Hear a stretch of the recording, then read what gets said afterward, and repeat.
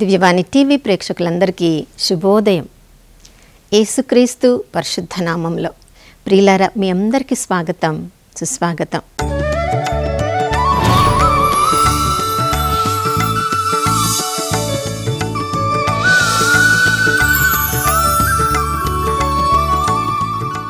గడిచిన దినమంతా మనందరినీ కాచి కాపాడిన దేవునికి మనసారా వందనాలు తెలియచేద్దాం.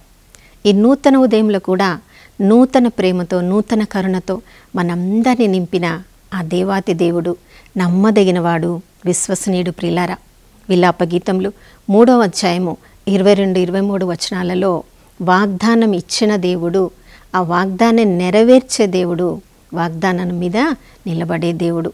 ఇంతవరకు మన జీవితంలో ఈ విధంగా మనం జీవించగలుగుతున్నామంటే, ఈ ఉన్నత స్థితిలో ఉండగలుగుతున్నామంటే, ఈరోజు మనం అందరము సజీవుల లెక్కలో ఉన్నామంటే, ఆ ప్రేమామయుడైన దేవుడు మనందరినీ కూడా కోడి తన రెక్కల క్రింద భద్రపరుచుకున్నట్లుగా సిలువ రక్తపు నీడలో నిన్ను నన్ను కాచుకుంటున్నారు. కాబట్టి ఈరోజు మనం అందరం కూడా సజీవుల లెక్కలో ఉన్నాం. ప్రియులారా, దేవుడు తన ప్రేమను మనందరి మీద ప్రతిరోజు నూతనంగా కుమ్మరించి, నూతనత్వాన్ని మన జీవితంలో అనుగ్రహించి మన జీవితాలను నూతనీకరిస్తూ ఉన్నారు.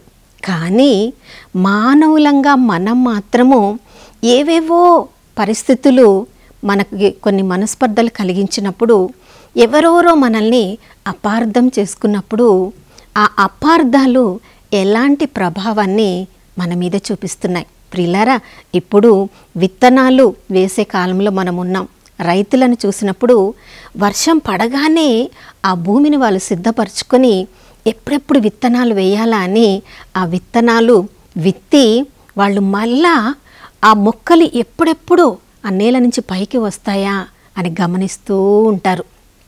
ఆ విత్తనాలు పైకి వచ్చినప్పుడు దేవునికి వందనాలు చెప్తారు. కానీ ఎక్కడెక్కడైతే కొన్ని విత్తనాలు అవి మొక్కలుగా మారకుండా పైకి రాకుండా ఉన్నప్పుడు రైతులను చూస్తే ఆ మొక్కలను, ఆ విత్తనాలను తిట్టినట్లుగా ఎక్కడైనా మనం చూస్తామా? దాన్ని మర్చిపోయి మరలో ఒక విత్తనాన్ని అక్కడ నాటుతారు. ఎంత నిరీక్షణతో! మొదటి వేసిన విత్తనం రాకపోయినా అది ఎండ ఎక్కువ కావచ్చు, దానికి సరైన నీరు దొరకకపోయి ఉండవచ్చు, అది సరైన విత్తనము కావచ్చు. ఏ కారణాలైనా కూడా అవన్నీ పట్టించుకోకుండా ఆ స్థానంలో మరొక విత్తనాన్ని నాటి మరొక మొక్క కోసము ఎదురు చూస్తూ ఉంటారు. ప్రియులారా, మనందరి జీవితంలో కూడా ఎన్నో రకాల అపార్థాలు మనం ప్రతిరోజు అనుభవిస్తూ ఉంటాం. మాటల ద్వారా, క్రియల ద్వారా ఎంతోమంది మనల్ని అపార్థం చేసుకున్న వాళ్ళు మన చుట్టూనే జీవిస్తూ ఉంటారు. కొన్నిసార్లు మన కుటుంబ సభ్యులుగా కూడా వాళ్ళు ఉండవచ్చు. వాళ్ళు మనల్ని అపార్థం చేసుకున్నారని మన జీవితంలో అక్కడే ఆగిపోతామా? లేదా వాటన్నిటిని కూడా ప్రక్కకు త్రోసేసి మన జీవితాన్ని నడిపించే దేవుడు మనకి ఉండగా, దేవుడు మన పక్షమున ఉండగా మనకి విరోధి ఎవరని ముందుకు సాగిపోగలమా? నా ప్రియ సహోదర సహోదరి, ప్రతిరోజు కూడా సవాలుతో కూడినది మన జీవితం. ఎంతమంది ఎన్ని రకాలుగా మనల్ని అపార్థం చేసుకున్నప్పటికీ వాటన్నిటిని పట్టించుకున్నట్లయితే ఆగిపోయేది జీవితం మనది, కానీ ఇంకా ఎవ్వరిది కాదు. కానీ ఒక ప్రత్యేక ఉద్దేశంతో మనల్ని ఈ లోకంలో సృజించిన దేవుడు అపార్థాల వల్ల మన జీవితం అక్కడే ఆగిపోతే, మనం జీవితంలో ముందుకు సాగలేకుండా కుంటుపడి ఉంటే, ఆ దేవుడు కన్నీరు కారుస్తూ ఇంకా ఎప్పుడు మనము వాటన్నిటిని ప్రక్కకు తోసేసి ముందుకు సాగిపోతామని ప్రభువు ప్రతిరోజు ఎదురు చూస్తూ ఉంటారు. నా ప్రియ సహోదర సహోదరి, ఈ ఉదయకాలంలో నీవు ఏ అపార్థం నీ మీద ప్రభావితం చూడడం వల్ల నీవు ఆగిపోయావేమో ప్రభు నీతోటే మాట్లాడుతున్నాడు. నా సహోదరి, ఎవరు నిన్ను ఆఫీసులో అపార్థం చేసుకున్నారని ఆ ఆఫీస్కు వెళ్ళకుండా, ఆ స్కూల్కి వెళ్ళకుండా, ఆ ఉద్యోగం చేసే స్థలానికి వెళ్ళకుండా నీ కుటుంబ సభ్యులు నిన్ను అపార్థం చేసుకుని ఉండవచ్చు. వాళ్ళతో సంబంధాలు త్రెంచి వేసుకొని దేవునితో నీకు సంబంధం ఉందని సంతోషపడుతున్నావేమో, కానీ దేవుడు చెప్పిన మాట ఏంటి? ఒకవైపు దైవ ప్రేమ, మరొక వైపు సోదర ప్రేమ. నీకు కంటికి కనిపించే సహోదరిని నీవు ప్రేమించకుండా వాటిని ద్వేషిస్తూ కంటికి కనిపించని దేవుణ్ణి నేను ప్రేమిస్తున్నాను అంటే మనల్ని మనమే మోసం చేసుకుంటున్నామని వాక్యం చెప్తుంది. ప్రియులారా, అందుకని చూడండి, మనము అపోస్తులైన పౌలు జీవితాన్ని మనం గమనించినప్పుడు అపోస్తుల కార్యములు 14వ అధ్యాయము 1వ వచనం నుంచి 20వ వచనం వరకు మనం చూసినప్పుడు ప్రియులారా చూడండి, అక్కడ ఇకోనియాలో లిస్త్రాలో ఉన్న వాళ్ళందరూ కూడా ఆ యెరూషలేము నుంచి చెల్లా చెదురై రకరకాల ప్రదేశాలకు వాళ్ళు వెళ్ళినప్పుడు ప్రియులారా, ఇకోనియాలో లిస్త్రాలో బర్నబా పౌలులు అక్కడ దేవుని వాక్యాన్ని బోధించడానికి వచ్చినప్పుడు అక్కడ అన్ని రకాల ప్రజలు వాళ్ళు ఇచ్చిన ఆ సత్య సందేశాన్ని వాళ్ళు విన్నారు. కొంతమంది స్వీకరించారు, కొంతమంది తిరస్కరించారు, కొంతమంది అంగీకరించారు, మరికొంతమంది అంగీకారం చూపించలేదు. అనేకులు చాలామంది ఆ సత్య సందేశానికి వాళ్ళు ఆకర్షితులయ్యారు. యూదులు చాలామంది వాళ్ళ సత్య సందేశమే బోధించినప్పటికీ కూడా దాని నుంచి వాళ్ళు దాన్ని అంగీకరించలేకపోయారు. ప్రియులారా, అనేకులు చాలామంది ఎంతో సంతోషించి వాళ్ళు చెప్పే ప్రతి దానికి వాళ్ళను సమర్పించుకున్నారు. యూదులు మాత్రము వీళ్ళేంటి వచ్చి ఈ మార్గం గురించి బోధిస్తున్నారు అని బర్నబాను పౌలును వాళ్ళు అంగీకరించలేకపోయారు. ప్రియులారా, కానీ ఆ యూదుల అనంగీకారం కానీ తిరస్కారం కానీ అలాంటి అపార్థాలు పౌల మీద కానీ బర్నబా మీద కానీ ఏ మాత్రం కూడా ప్రభావాన్ని చూపించలేకపోయాయి. వాళ్ళు చెప్పే సత్య సందేశాన్ని వాళ్ళు బోధిస్తూనే ఉన్నారు. ఆ సత్య సందేశము నిజమని వారి ద్వారా దేవుడు గొప్ప కార్యాలు ఆశ్చర్యక్రియలు జరిపిస్తూనే ఉన్నాడు. చూడండి, అక్కడ యూదులు వాళ్ళ పట్ల అనంగీకారం చూపిస్తున్నప్పటికీ ఆ పుట్టుకతో కుంటివాడు ఒకడు చూపించినప్పుడు వీళ్ళు నన్ను అంగీకరించడం లేదు కదా, ఎందుకు యేసునామంలో నేను అద్భుతం చెయ్యాలి, నేను చెయ్యను అని పౌలు అనలేదు. ప్రియులారా, సత్య సందేశం బోధించడము నా కర్తవ్యము, ఆ సందేశాన్ని విన్న వాళ్ళందరి పట్ల అద్భుతాలు చేయడం దేవుని కర్తవ్యం అని చెప్పి దేవుని తనకిచ్చిన పనిలో ముందుకు సాగిపోతూ ఉన్నాడు. ఆ కుంటివాడు విశ్వాసం గల హృదయాన్ని కలిగి ఉన్నాడని పౌలు గమనించినప్పుడు సూటిగా అతను వంకకు తిరిగి యేసునామములో లేచి నడువుమని గట్టిగా చెప్పిన వెంటనే ఆ విశ్వాసం కలిగిన హృదయం కలవాడు కాబట్టి దాన్ని స్వీకరించుకున్నాడు.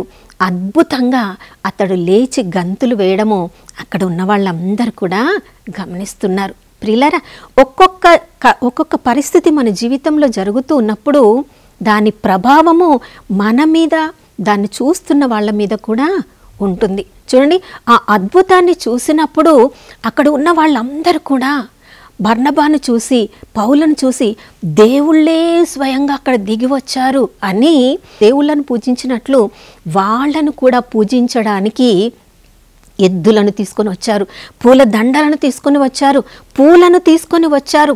వాళ్ళని ఊరేగింపుగా వచ్చి వాళ్ళని పూజించడానికి ఆరాధించడానికి వాళ్ళకి పేర్లు కూడా పెట్టారు. చూడండి, బర్నబాను ద్యుపతి అని, పౌలును హెర్మే అని దేవతల పేర్లు కూడా వాళ్ళకు పెట్టి వాళ్ళని పూజించడానికి ఆరాధించడానికి వచ్చారు. ప్రియులారా, ఇదంతా ఒకవైపు జరుగుతూ ఉంటే పౌలు బర్నబాలు చెప్పారు, ఏంటండి మీకు ఏమి జరిగింది, ఎందుకు మమ్మల్ని అపార్థం చేసుకుంటున్నారు, మేము దేవుళ్ళము కాదు, మేము కూడా మీలాంటి మనుషులమే అని చెప్పి మరలా తమకు గొప్ప గౌరవం జరుగుతుంది, తమను గొప్పగా దేవుళ్ళుగా చూడబోతున్నారు వాళ్ళు, అది తమకు తగదు అని సత్యాన్నే వాళ్ళకి నేర్పిస్తున్నారు. ఇది మేము దేవుళ్ళము కాదు, మేము మనుషులమే అని వాళ్ళని సత్యంలోనికి తీసుకొని వచ్చి వాళ్ళు చేసే ఆ పూజను ఆరాధనను ఆపివేస్తున్నారు. ప్రియులారా, ఇక సంతోషించి ఉండవచ్చు కదా, సత్య సందేశాన్ని బోధించాము, దేవుడు అద్భుతము చేశాడు, వీళ్ళని మేము దేవుళ్ళ కాదు మేము మనుషులమే అని చెప్పి ఇక అక్కడి నుంచి వెళ్ళిపోవచ్చు.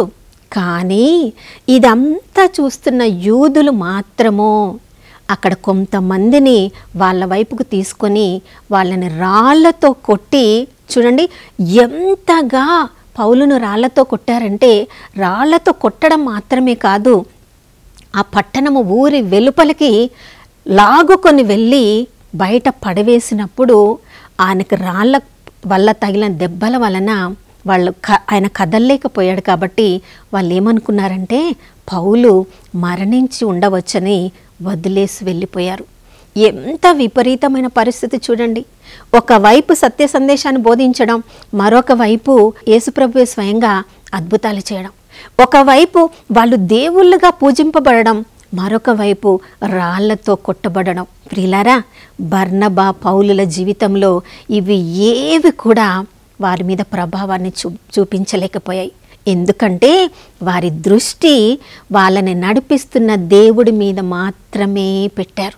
చూడండి, రాళ్లతో కుట్టారు, ఇక నేను వీళ్ళకి సత్య సందేశం బోధించను, ఇక నుంచి వెళ్ళిపోతానని పౌలు వెళ్ళిపోయాడు ప్రియులారా? లేనే లేదు. మరలా తన శిష్యులందరూ అక్కడ చేరి అందరు కలిసి ప్రార్థించినప్పుడు దేవుడు చేసిన మరొక అద్భుతం ద్వారా ఆయన పైకి లేచి వాళ్ళను మన్నించి మరలా అదే పట్టణంలోనికి వెళ్ళారు. ఎవరైనా మనలో తృణీకరించి ఒక్క మాట పలికితే తిరిగి వాళ్ళతో మాట్లాడతామా? ఎవరైనా మన ముఖం చూడకుండా మనల్ని వదిలివేస్తే తిరిగి వాళ్ళ దగ్గరికి వెళ్ళడానికి ఇష్టపడతామా? కానీ పరిశుద్ధాత్మతో నడిపింపబడుతున్న పౌలుని చూడండి. ఏ వ్యక్తులైతే, ఏ పట్టణ వాసులైతే అతని రాళ్లతో కొట్టి మరణించాడని వదిలేసి వెళ్ళిపోయారో వాళ్ళని మన్నించి మరలా అదే పట్టణానికి వెళ్ళాడు. తప్పకుండా ఆ రోజు రాత్రి వాళ్ళని మన్నించు దేవా నీవు కూడా అని ప్రార్థన చేసి ఉండవచ్చు. నన్ను ఏదో తెలిసి తెలియక నన్ను అపార్థం చేసుకున్నారు యేసయ్య, ఈ యొక్క పట్టణానికి నీ రక్షణను అనుగ్రహించు అని వాళ్ళు ఆ పౌలు భక్తుడు తప్పకుండా ప్రార్థన చేసి ఉండవచ్చు. మరునాటి ఉదయమే ఆయన మరొక ప్రదేశానికి వెళ్ళిపోయాడు. ప్రియులారా, అందుకనే వాళ్ళు అంత గొప్పగా సువార్త ప్రచారాన్ని చేయగలిగారు. అదే పిలుపుతో దేవుడు నిన్ను నన్ను ఈరోజు పిలుస్తున్నాడు. లోకంలో ఎంతోమంది ఎన్నో విధాలుగా అపార్థాలు మనల్ని చేస్తూ ఉన్నప్పుడు ఏ అపార్థాలు కూడా మనల్ని ఆపివేసే విధంగా ఉండకూడదు. మనుషుల మీద మన దృష్టిని పెట్టినప్పుడు, వాళ్ళ మాటలు మనల్ని అపార్థం చేసుకున్నప్పుడు ఆ మాటలతో ఆగిపోతాం. మనుషుల మీద మన దృష్టిని పెట్టినప్పుడు, వాళ్ళ క్రియలు మనల్ని తృణీకరించే విధంగా ఉన్నప్పుడు, దాని ప్రభావం మన మీద పడినప్పుడు వారితో మనం కలిసి జీవించకుండా వాళ్ళ నుంచి దూరం అయిపోతాం. కానీ మన సృష్టికర్త మీద మన దృష్టిని పెట్టినప్పుడు ఈ లోకానికి సంబంధించిన ఏ అపార్థాలు కూడా, ఏ వ్యక్తులు కూడా వాళ్ళ ప్రభావాన్ని మన మీద చూపించలేకపోతాయి. అందుకనే నా ప్రియ సహోదర సహోదరి, ఈ ఉదయకాలంలో మన జీవితాన్ని మరొకసారి నూతనీకరించుకుందాం. ఎవరెవరు నిన్ను అపార్థం చేసుకున్నారు? వాళ్ళ మాటల వలన, క్రియల వలన నీవు దేవుని నుంచి దూరంగా అయిపోయావా? నీ కుటుంబ సభ్యులే నిన్ను అపార్థం చేసుకున్నారని వాళ్ళ నుంచి దూరంగా ఉంటున్నావా? నీవే వాళ్ళని మన్నించకపోతే, నీవే వాళ్ళని అర్థం చేసుకోలేకపోతే ఇక ఎవరు దేవుని ప్రేమను వాళ్ళకి చూపిస్తారు? ఈ ఉదయకాలంలో యేసు ప్రభు నిన్ను నన్ను పిలుస్తున్నారు. మన పట్ల కలిగిన అన్ని అపార్థాలను ప్రక్కన పెట్టేసి అందరినీ మన్నించి మరొకసారి ఆ యేసు ప్రభు ప్రేమను అందరికీ పంచడానికి ఉదయకాలంలో సంసిద్ధులు అవుదాం. అందరం కలిసి ప్రార్థించుకుందాం. పరిశుద్ధమైన దేవానికి స్తోత్రములు తండ్రి. ప్రభా, లోకమంతా కూడా నాయన దుష్టుని ఆధీనంలో ఉందని కొరింథీయులకు రాసిన 2వ లేఖ 4వ అధ్యాయం 4వ వచనంలో మేము చదువుతున్నాం. కానీ మేము ఈ లోకానికి చెందిన వాళ్ళము కాదు ప్రభా. నాయన కొలస్సీలకు రాసిన లేఖలో మీరు 3వ అధ్యాయంలో చెప్తున్నారు, మీరు ఈ లోక వస్తువుల మీద దృష్టిని పెట్టకుండా పరలోక వస్తువుల మీద మీరు దృష్టిని ఉంచినప్పుడు స్వల్పంగా మీకు కరిగే ఏ ప్రమాదాలు, ఏ అపార్థాలు కూడా మిమ్మల్ని ఈ లోకంలో దేవుని ప్రేమను చూపించకుండా ఆపలేవు అంటున్నావు తండ్రి. నీకు స్తోత్రం అయ్యా.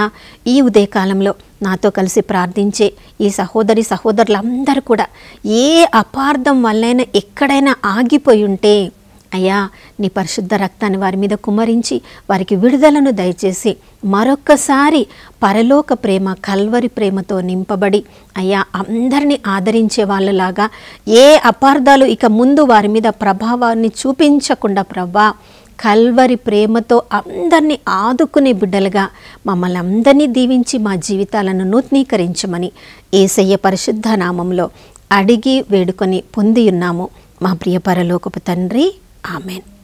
అవును ప్రియులారా, ప్రతిరోజు దేవుడు మనకిచ్చే నూతన అభిషేకం ఈరోజు మన జీవితం ఎలా జీవించాలో ఆ ప్రభువే మనకు నేర్పిస్తారని యోహాను రాసిన 2వ లేఖ 1వ అధ్యాయము 17వ వచనంలో 27వ వచనంలో మనం చదువుతున్నాం. ఆ వాగ్దానం ఈరోజు మనందరి జీవితాన్ని నడిపించునుగాక. మరొక నూతన శుభోదయంలో మనం అందరం కలుసుకునే వరకు దివ్యవాణి టీవీని వీక్షిస్తూ ఉందాం. ఇమ్మానుయేలు, దేవుడు మనతో ఉన్నారు.